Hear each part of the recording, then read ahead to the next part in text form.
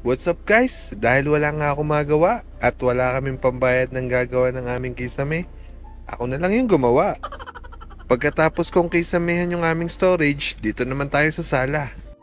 Ayon sa aking pagre-research, pagkatapos ng pag-a-apply ng skim coat, ay lilihahin naman para maging pantay yung kisame bago pinturahan.